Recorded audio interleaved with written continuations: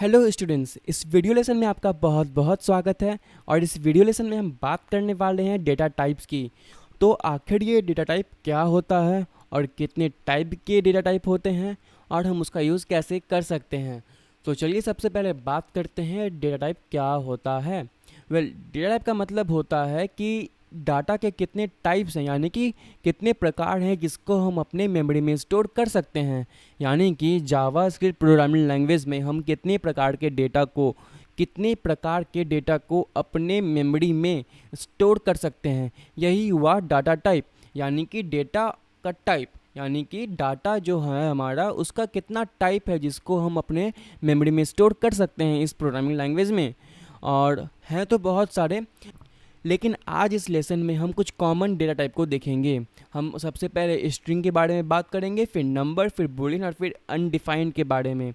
तो चलिए सबसे पहले बात करते हैं स्ट्रिंग के बारे में। हमने स्ट्रिंग का पहले भी यूज़ कर लिया है। स्ट्रिंग का मतलब हुआ हमारा नॉर्मल टेक्स्ट, यानी कि जो भी हमारे कोटेशन के अंदर आता है वो। तो मैं आपको एक वेरिएबल बना के दिखाता हूँ, फर्स्ट नेम, और इसके अंदर में मैं अपना नाम स्टोर कर रहा हूँ, अपना फर्स्ट नेम। और उसके बाद मैं एक दूसरा वेरिएबल बनाऊंगा, लास्ट नेम, और इसमें मैं अपना लास्ट नेम स्टोर करूंगा। तो ये हो गया हमारा एक स्ट्रिंग डेटा टाइप। यानी यहाँ पे जो हम स्टोर कर रहे हैं, ये जो डेटा का जो टाइप है वो स्ट्रिंग का है, यानी कि एक स्ट्रिंग डेटा टाइप है। तो ये था हमारा स्ट्रिंग डेटा टाइप जिसे हमने पहले भी यूज़ किया है। और चलिए बात करते हैं अब नंबर्स की। तो ये जो हमारा नंबर हो गया, तो मैं यहाँ पे num1 लिख देता हूँ, num1। तो इसमें हम क्या क्या स्टोर कर सकते हैं। हमारा जो नंबर डेटा टाइप है इसके अंदर में हम कोई भी इंटीजर वैल्यू को स्टोर कर सकते हैं या फिर किसी भी डेसिमल वैल्यू को स्टोर कर सकते हैं। जैसे कि मैं यहाँ पे आपको एक इंटीजर वैल्यू स्टोर करके दिखा रहा हूँ। मैं अब एक दूसरा बनाऊंगा num0 और इसमें मैं एक 0 स्टोर करूंगा, तो ये भी हमारा इंटीजर वैल्यू हो गया। तो हम इस नंबर डेटा टाइप में नंबर को भी स्टोर कर सकते हैं, किसी भी इंटीजर वैल्यू को स्टोर कर सकते हैं, और हम इसमें किसी भी डेसिमल वैल्यू को भी स्टोर कर सकते हैं। तो मैं यहाँ पे एक दूसरा वेरिएबल बना लूँगा num2, और इसमें मैं स्टोर करूँगा 78.98। तो ये हो गया हमारा नंबर डेटा टाइप जिसमें हम एक डेसिमल वैल्यू को स्टोर कर रहे हैं। अब चलिए बात करते हैं बूलियंस की। तो बूलियंस हमारा क्या होता है। बूलियन में हम केवल दो वैल्यूज़ को स्टोर कर सकते हैं, या तो ट्रू या तो फॉल्स। जैसे कि मान लीजिए कि आपको एक एप्लीकेशन बना रहे हैं जहाँ पे आप चाहते हैं कि लाइट मोड भी रहे और डार्क मोड भी रहे। तो उन जगहों पर जहाँ पे केवल दो चीज़ें हो सकती हैं वहाँ पर हम बूलियंस का यूज़ करते हैं, यानी कि ट्रू या फिर फॉल्स। जैसे कि आपका जो पंखा का स्विच है, या तो वो ऑन रहता है या तो वो ऑफ रहता है, ठीक है ना। तो उन जगहों पर भी हम बूलियंस का यूज़ कर सकते हैं। तो चलिए इस बूलियन को देखते हैं। सबसे पहले मैं बना लूँगा माई बूल, और यहाँ पे मैं स्टोर कर लूँगा इसमें ट्रू वैल्यू। सो ये हो गया ट्रू, ठीक है। और मैं एक दूसरा बना लूँगा माई बूल 2, और इसमें मैं स्टोर कर लूँगा फॉल्स। तो ये जो हमारा बूलियन वैल्यू हुआ, ये जो हमारा बूलियन डेटा टाइप हुआ, इसमें केवल दो डेटा को हम स्टोर कर सकते हैं, केवल दो वैल्यूज़ को। या तो हम ट्रू स्टोर कर सकते हैं या तो फॉल्स स्टोर कर सकते हैं। आप ट्रू तब स्टोर करोगे जैसे कि मान लीजिए कि आपने एक वेरिएबल बना लिया यहाँ पे इज़ लाइट ऑन, ठीक है। तो अगर लाइट ऑन है तो हम यहाँ पे ट्रू स्टोर कर लेंगे, या अगर लाइट ऑफ है, अगर आपके रूम की लाइट ऑफ है तो आप यहाँ पे फॉल्स स्टोर कर लोगे। तो इन यूज़ केसेस में, इन जगहों पे हम बूलियन का यूज़ करते हैं। तो हमारा बूलियन में कितना वैल्यूज़ आएंगे, या तो ट्रू या तो फॉल्स। और ये जो हमारा चौथा कॉमन डेटा टाइप है जिसका हम यूज़ करते हैं वो है अनडिफाइंड। एक्चुअली हम इसे कभी डिफ़ाइन नहीं करते हैं। मतलब ये कि जब भी हम वेरिएबल बनाते हैं और हम ये डिसाइड करते हैं कि इसमें हम बाद में वैल्यू डालेंगे, तो वो अनडिफाइंड रहता है, यानी कि उसमें हमने कोई वैल्यू डाला नहीं है, हमने उसमें कोई भी वैल्यू नहीं डाला है, कोई भी डेटा नहीं डाला है। तो उसका जो डेटा टाइप है वो अनडिफाइंड है। वो अभी तक में स्ट्रिंग नहीं है, वो नंबर नहीं है, ना ही वो बूलियन है। यानी कि हमने जो उसमें डेटा डाला ही नहीं है तो उसमें वो डिफाइन ही कैसे होगा। तो वो हो गया हमारा अनडिफाइंड। तो मैं आपको एक एग्जांपल लेता हूँ, जैसे कि मैंने यहाँ पे कर लिया फुल नेम, ठीक है, और मैंने इसे यहाँ पे इसमें कोई वैल्यू नहीं डाला। तो अभी जो ये फुल नेम है वो अनडिफाइंड टाइप का है। तो चलिए मैं आपको इन सभी वेरिएबल्स को प्रिंट करके दिखाता हूँ।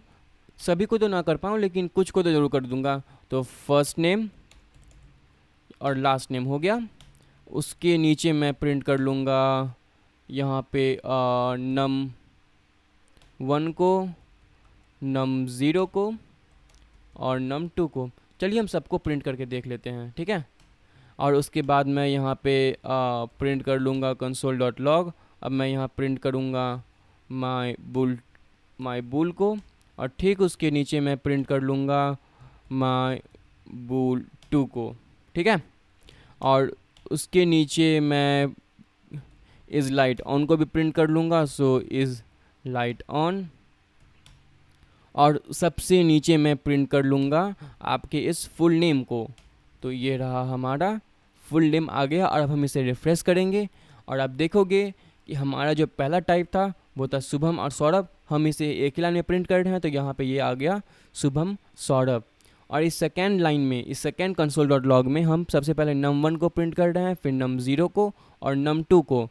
हमारा num1 एक इंटीज़र है तो यहाँ पे इंटीज़र आ गया, हमारा num0 भी एक इंटीज़र है तो वो 0 यहाँ पे आ गया, और ये हमारा एक डेसिमल वैल्यू है तो यहाँ पे वो भी आ गया।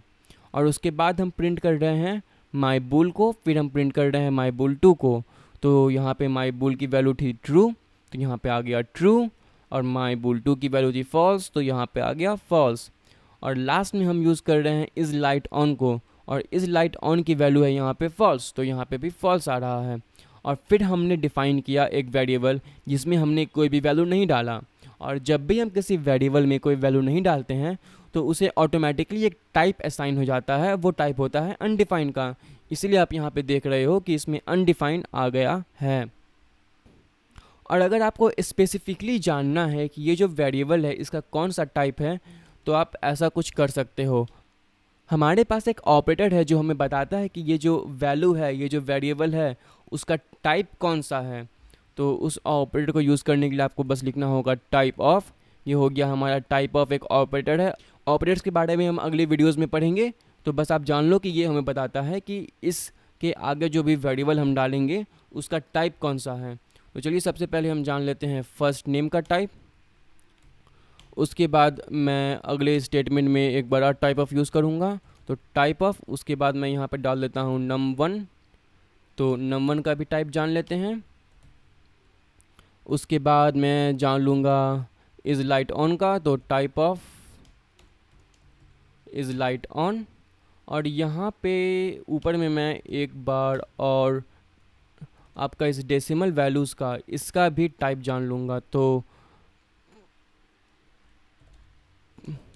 Type of num2, so num2। Okay, यहाँ पे मैंने डाल दिया सेमी कॉलम, यहाँ भी मैंने सेमी कॉलम डाल दिया। और लास्ट में मैं इस फुल नेम का टाइप जानना चाहता हूँ, तो फुल नेम यहाँ पे आ गया। तो चलिए मैंने इसे कर दिया रिफ्रेश, और अब हम सबसे पहले इन्हें कमेंट कर देते हैं, ठीक है। और अब मैंने इसे सेव किया, और अब मैं जाके यहाँ पे इसे रिफ्रेश करूँगा, और आप देखोगे कि हमारा फर्स्ट नेम एक स्ट्रिंग है, हमारा सेकेंड जो है यहाँ पे num1 जिसमें हमने एक इंटीजर वैल्यू डाला है वो एक नंबर टाइप का है। और फिर हमने यहाँ पे प्रिंट करने की कोशिश की है num2 को, और num2 में हमने एक कुछ डेसिमल वैल्यूज़ को डाला है, वो भी हमारे में एक नंबर है। और यहाँ पे जो इज़ लाइट ऑन है वो एक बूलियन टाइप का है। और ये जो लास्ट हमारा फुल नेम हो गया ये वाला, वो यहाँ पे हमने उसके टाइप को डिफ़ाइन नहीं किया है, हमने उसमें कोई भी डेटा नहीं डाला है, तो वो ऑटोमेटिकली उसमें अनडिफाइंड टाइप आ गया है। तो यहाँ पे हमें पता चल रहा है कि ये अनडिफाइंड टाइप है। सो ये था स्टूडेंट हमारा आज का टॉपिक, जिसमें हमने बात किया डेटा टाइप्स के बारे में, और हमने कुछ कॉमन से डेटा टाइप्स को यूज़ किया और हमने उसे देखा। फिर हमने टाइप ऑफ ऑपरेटर का यूज़ किया और हमने हमारे जो वेरिएबल्स हैं उनकी टाइप को पता किया उस टाइप ऑफ ऑपरेटर का यूज़ करके। अगर आपको कोई भी क्वेश्चन है या फिर कोई भी कन्फ्यूजन है तो आप नीचे कमेंट सेक्शन में उससे ज़रूर से ज़रूर पूछो। तो आई होप कि आपको इस वीडियो में बहुत मज़ा आया होगा और आपने बहुत कुछ सीखा। अगर आपको कोई भी क्वेश्चन है तो आप नीचे कमेंट सेक्शन में मुझसे पूछ सकते हो। So that's it for this lesson, और हम मिलते हैं अपने अगले लेसन में। बाय।